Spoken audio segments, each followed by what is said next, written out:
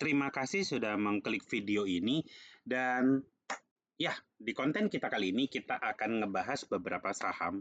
Enggak sih, cuma ada dua. Jadi kita akan membandingkan dua saham. Yang satu menurut kita itu sahamnya lagi murah dan layak untuk dipertimbangkan untuk dibeli. Ingat ya, aku bilang dipertimbangkan untuk dibeli. Dan yang satu lagi, dia sudah cukup mahal, walaupun memang masih bisa sih dibeli, tapi dengan segala resikonya. Jadi kita akan bahas dua saham itu, kita akan bandingin. Dan ya, teman-teman, selamat datang kembali di Cuan Insider. Dan sebelum kita membahas lebih jauh soal saham apa yang menurut kita lagi mahal dan menurut kita lagi murah, kalian baca dulu disclaimer yang satu ini.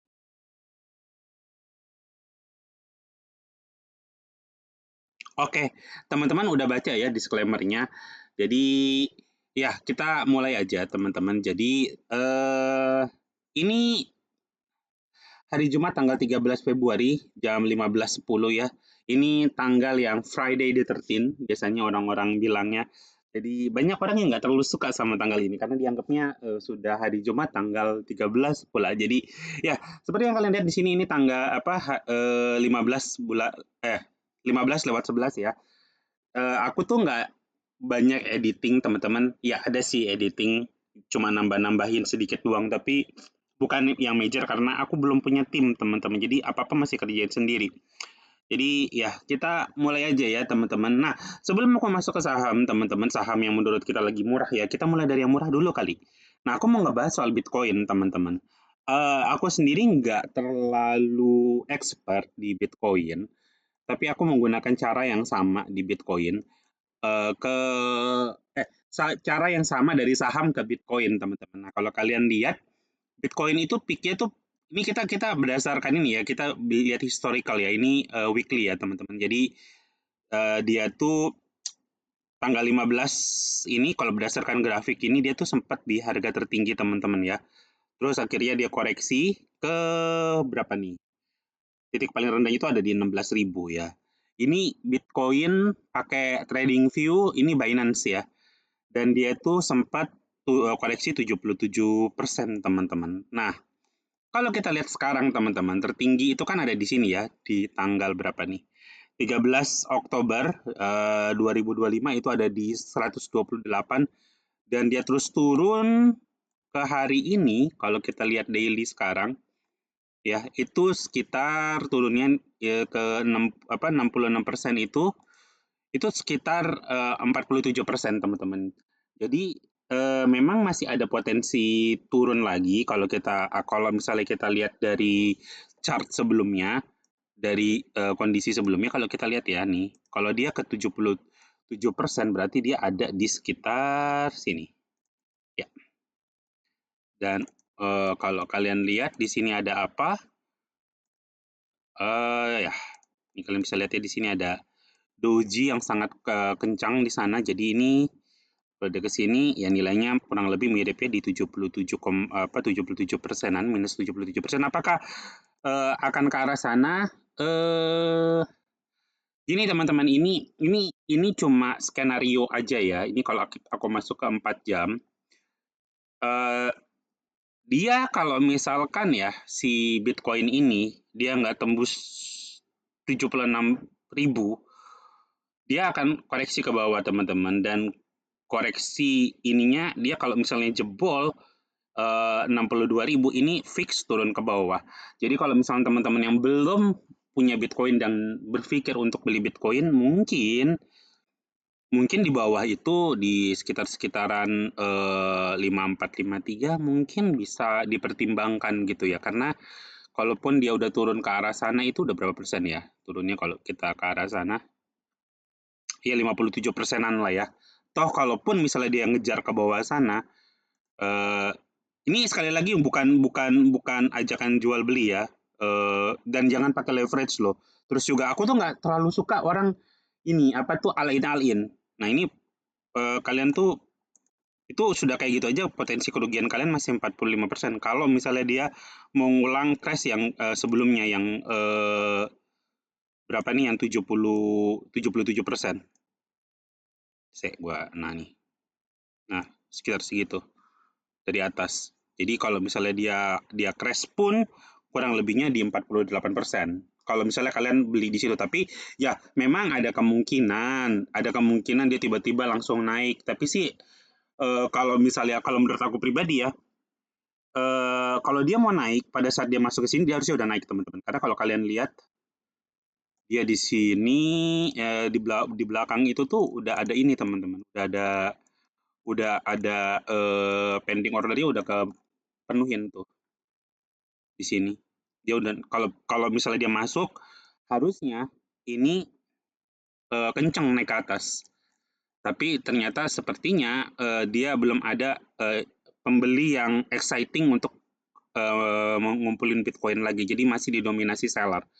Dan kalau misalnya dia tembus 62 ini, percaya gua sih sangat yakin sekitar 70-80% dia akan ke bawah, dia akan crash.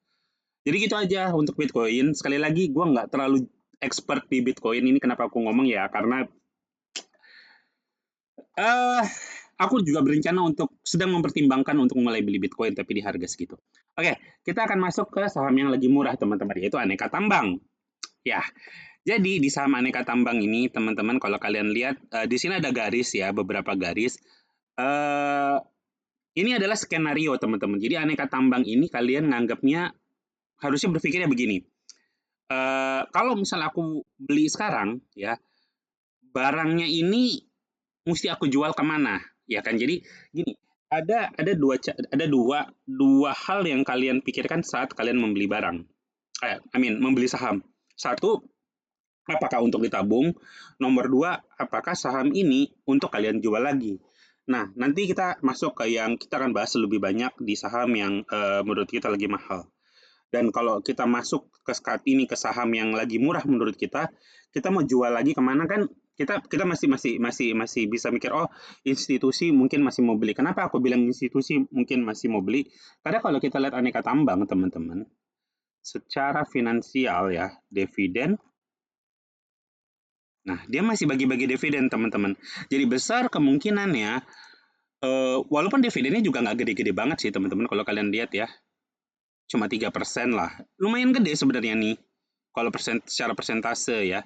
Jadi ya tetap akan ada institusi yang mau beli. Jadi kalau misalnya nih, ini kan roadmapnya nih. Kalau misalnya sahamnya tiba-tiba ada roadmap yang warna hijau, merah, biru, sama ungu.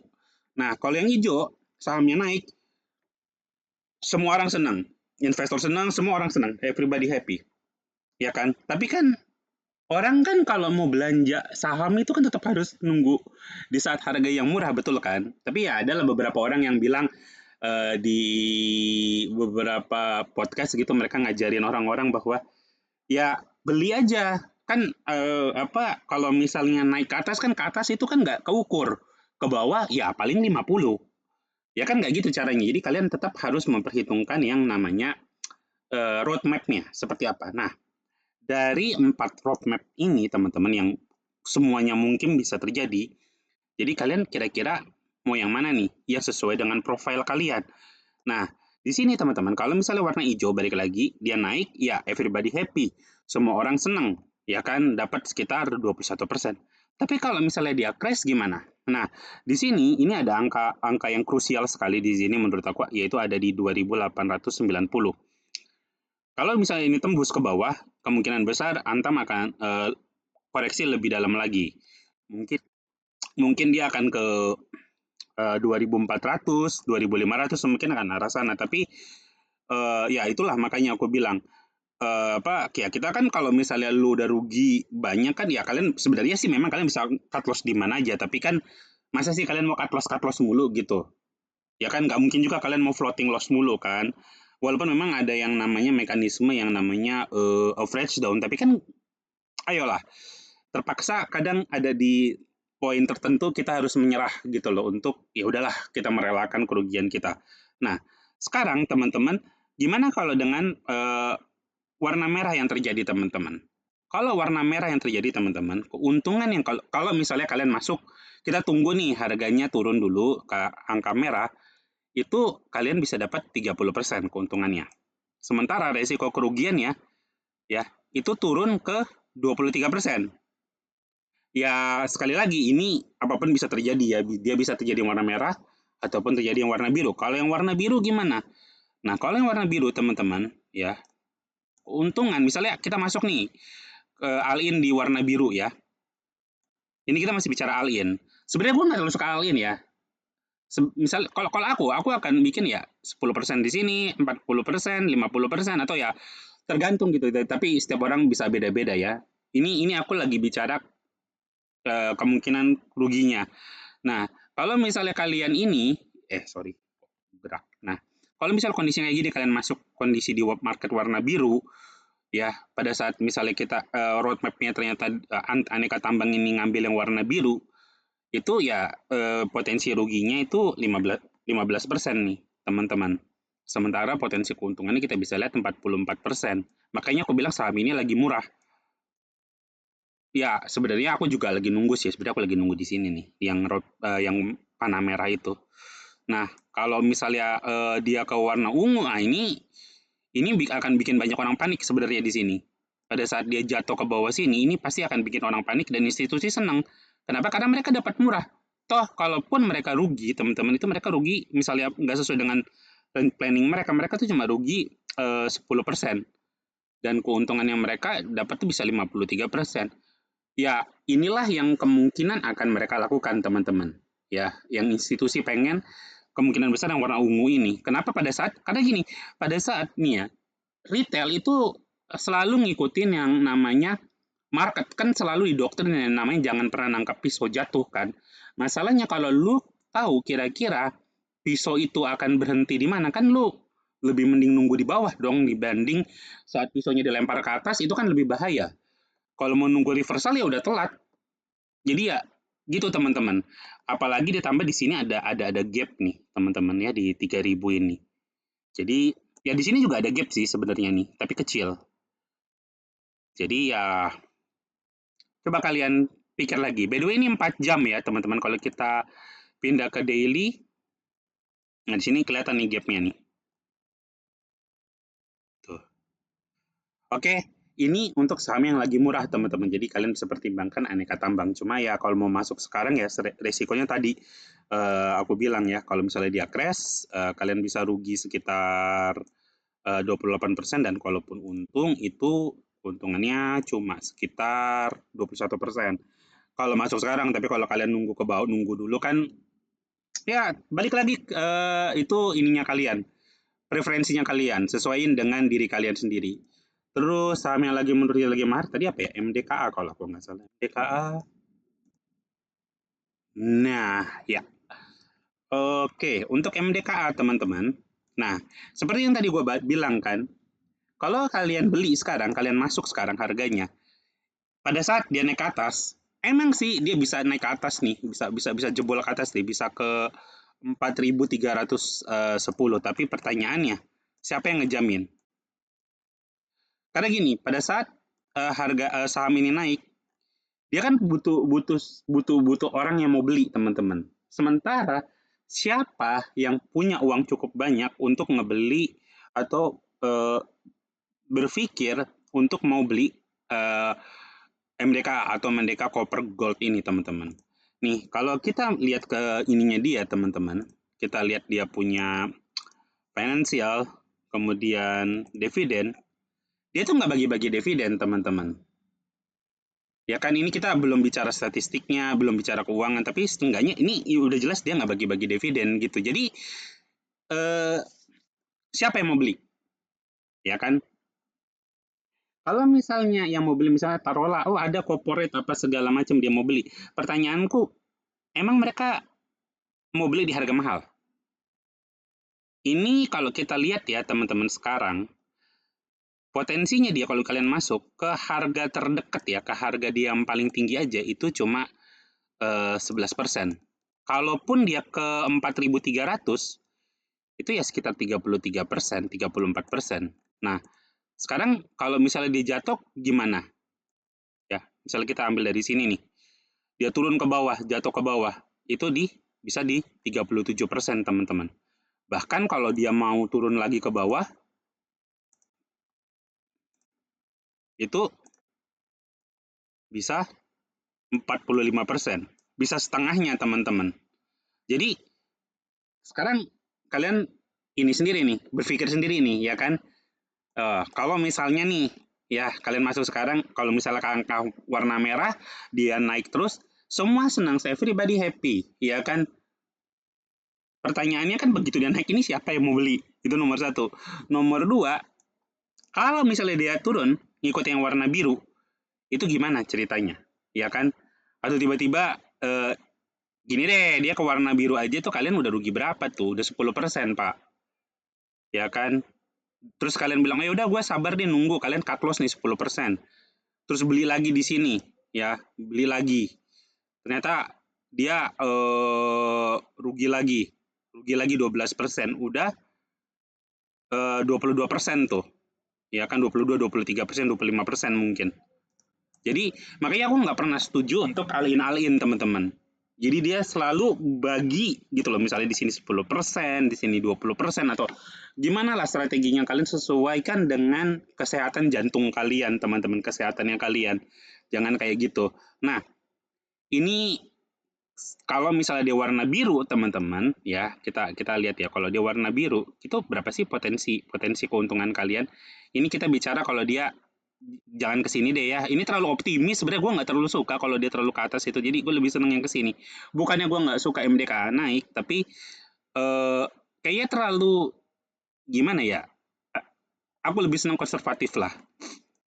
Jadi nggak, karena gini, kalau misalnya dia naik-naik terus gini loh, kalau misalnya kalian beli 10 lot, ini kadang anak-anak Gen Z ini sih kalau misalnya sekarang mau beli, besok langsung mau beli Ferrari, ya nggak bisa gitu, say.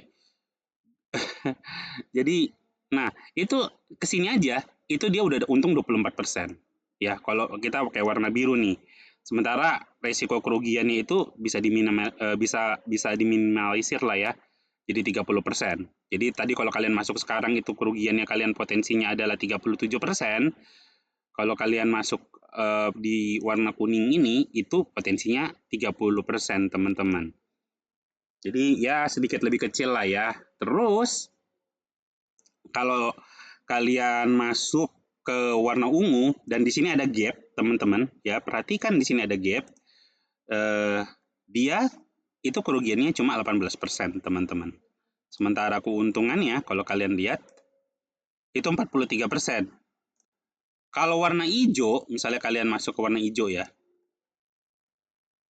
Dulu mana nih? Ini warna hijau. Kerugiannya itu 14% dan keuntungannya itu 51%. Itu way bagus banget. Kalau misalnya dia terus naik ke atas, kalian keuntungannya bisa 83% tuh. 80%, 70% dapat lah. Jadi ya gitu, teman-teman. Nah, sekarang kan kalian sudah tahu nih MDKA sama aneka tambang sama-sama punya kelemahan dan kelebihannya sendiri-sendiri, teman-teman. Jadi ya seperti itulah, teman-teman. Jadi thank you yang udah nonton. Ya balik lagi, kalau gua pribadi ditanya sama MDK atau aneka tambang, kayaknya gue lebih milih aneka tambang, teman-teman, karena dia lebih stabil. Dan kalau kita lihat ini, kalau kita lihat weekly ya, MDK itu kan dia lagi di atas nih, teman-teman. Tuh, ini weekly loh. Kalau aneka tambang, nah setidaknya dia nggak setinggi, nggak di atas ini. Dia masih di bawah, equilibrium bawah lah. Jadi masih bagus untuk dipertimbangkan untuk dibeli. Jadi gitu aja. Thank you yang udah nonton. Sekarang itu 15.29, teman-teman. Jadi ya gitu aja. Thank you sekali yang udah nonton. Sampai ketemu di video-video kita yang akan datang. Dadah.